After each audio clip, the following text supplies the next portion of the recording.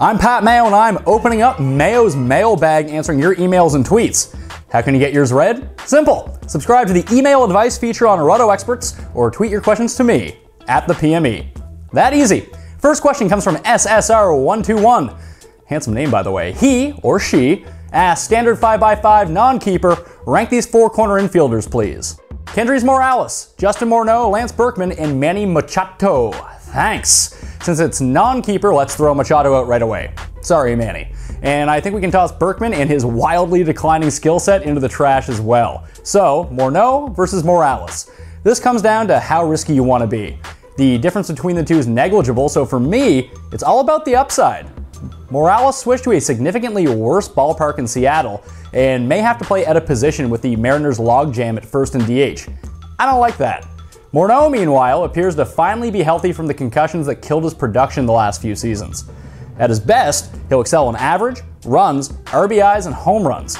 So Morneau is worth the gamble. Next question's from Fleece. With Kyle Lohse signing with Milwaukee, do you see him fitting into the top 250? Even if he misses a couple starts, is he draft-worthy in a 10-team mix or NL only? I'm going to pass on Lohse in shallow mixed leagues. With so many available pitchers, I want someone who can generate more strikeouts. The ballpark switch, coupled with his extreme fly ball rate, isn't a great mix either. And don't underrate the Astros leaving the division. Lohse outperformed his xFIP the last 2 years, and the loss of a cupcake lineup while adding more AL teams is only going to hurt. In NL-only formats, though, different story. He's going to be a mid-round pick. While his strikeout rate is less than desirable, he should give you a solid ERA and WHIP with double-digit wins, which is much better than you can pluck off the waiver wire in that type of format. I've been getting a bunch of questions about which sleepers I like this year, and all I can say is remember Josh Rutledge at your draft. Power, speed, thin position? Love Rutledge. But knowing how to identify sleepers is a much better skill to have. So I'm bringing in sleeper scout Mike Cardano, who can fill you in on what to look for. Mike? Finding a sleeper. This is like the holy grail of fantasy baseball. This is the player that no one wants on draft day, but everyone tries to trade for at the All-Star break. There's certainly more than one way to find a sleeper. One of the things I like to do is find players who come up as young prospects that then don't live up to their expectations, ones that have since been forgotten about or tossed aside, particularly ones that are still young. My number one offensive sleeper this season is Giants first baseman Brandon Belt. And here's the thought process on why.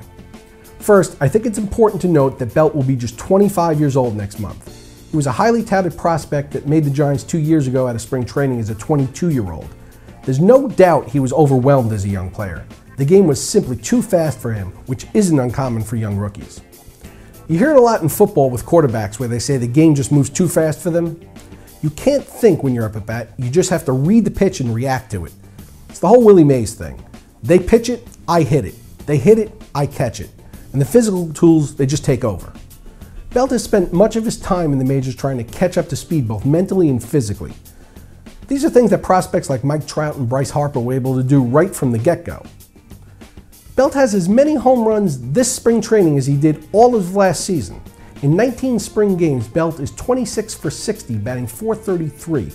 He has 1 triple, 5 doubles, 7 home runs, 13 runs, 17 RBI, and 2 stolen bases. Now, if it were just spring training games with no other meat and potatoes behind it, my eyes wouldn't be so wide open. But Brandon Belt was the starting first baseman on the World Series championship team last year, and he's not going to have any more pressure on himself this year than he did going through the playoff and World Series process. And if you take the time to look into his performance, you'll find that in the heat of the pennant race, Brandon had nearly a .500 slugging percentage through the final 2 months of last season. And that's not against AAA call-ups, that's against teams trying to make the playoffs.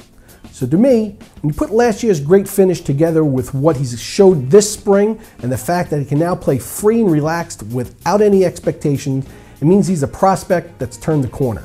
More importantly for fantasy, he's totally forgotten and absolutely nobody's focusing on him.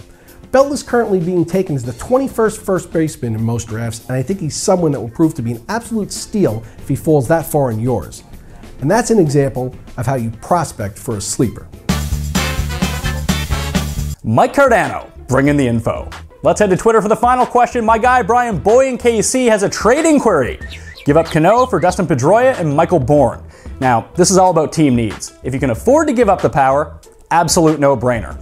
I like Cano as much as anyone. He's the premier fantasy second baseman. But downgrading to Pedroia isn't all that much of a drop-off, and you get at least 80 runs and 40 steals from Bourne. So if you won't tap all your power, go hit accept right now. And if you want your question answered for the world to see, sign up for RotoExperts' email advice feature or tweet them directly to me at the PME. Until next time, I'm Pat Mayo.